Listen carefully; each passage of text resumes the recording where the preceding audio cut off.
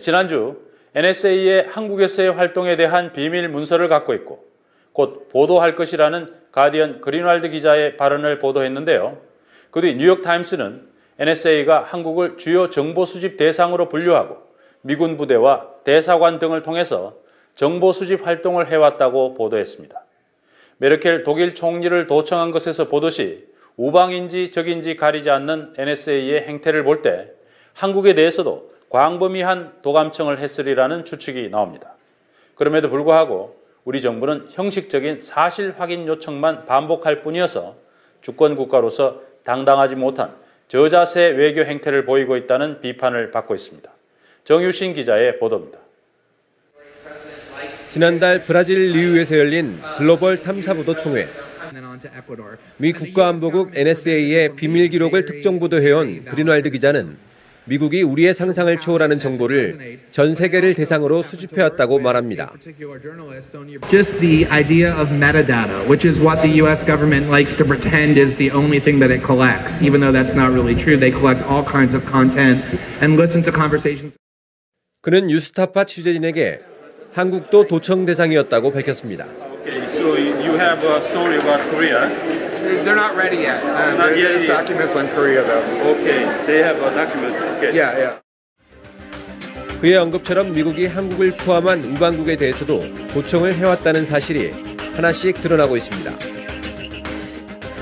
NSA가 독일과 프랑스 등 35개국 정상들의 휴대전화를 도청했다는 보도가 나온 데 이어 최근 뉴욕타임스는 한국도 무차별 도청 대상이었음을 보여주는 2007년도 기밀문서를 공개했습니다. 한국과 일본 등의 특별정보수집비로 알려진 기지를 미 대사관이나 미군 부대 설치해 집중적인 정보수집 활동을 벌였다고 전했습니다. 하지만 우리 정부의 대응은 미온적이기 그지없습니다. 형식적인 사실 확인 요청만 되풀이하고 있고 미국은 한국의 입장을 이해한다는 하나마나한 답변만 내놓고 있을 뿐입니다. 이는 다른 나라의 대응과 큰 차이가 납니다. 독일 메르켈 총리는 오바마 대통령에게 직접 전화를 걸어 강력히 항의했고 브라질에선 대통령이 미국 국빈 방문을 취소하는 사태가 벌어졌습니다. 유엔 결의안까지 추진하는 움직임도 일고 있습니다. 이같이 전 세계적으로 미국의 도감청 행위에 대한 반발이 확산되는데도 유독 우리만 저자세를 보이는 이유는 미국에 지나치게 의지하고 있는 정보력 때문이란 지적입니다. 실제 NSA가 국내에서 대북 통신감청 활동을 했다는 것은 공공연한 사실입니다.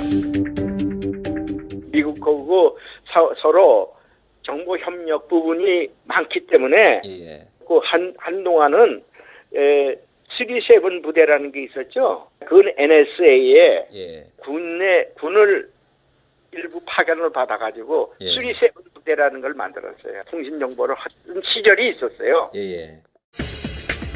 특히 이명박 정부 이후 우리 정보기관이 이번 국정원과 사이버사령부의 정치 개입 의혹에서 보듯이 국내 파티에 치중하는 바람에 대북 정보 수집 능력이 크게 떨어지면서 미국에 대한 정보 의존도가 더욱 커졌다는 지적도 나옵니다. 원세훈 원장 그것이 그 정보 능력을 떨어뜨려 버려서 우리가 싸구려밖에 안 가지고 있으면 저쪽에 고급 정보를 우리에게 줍니까? 국정원은 아주 그냥 고급 정보를 다 확보 많이 해는 것이 유능한 정보기관이거든. 나는 무슨 선거 개입 이것도 대단히 아주 엄중한 얘기지만은 능력을 떨어뜨리는 것도 이게 말이야 정말 국가 이익을 굉장히 손상가게 한 거예요. 뉴스타파는 주한미 대사관 측에 미국의 한국도청 관련 보도에 대한 구체적인 입장이 뭔지 물었습니다. 그 인텔리전스 관련 일이니까 이쪽에서 사실 확인을 해주기는 어려울 것 같고요. 미 대사관에 이런 조직이 있다는 거에 대해서는 지금 잘 모른다고 얘기하시는 건가요?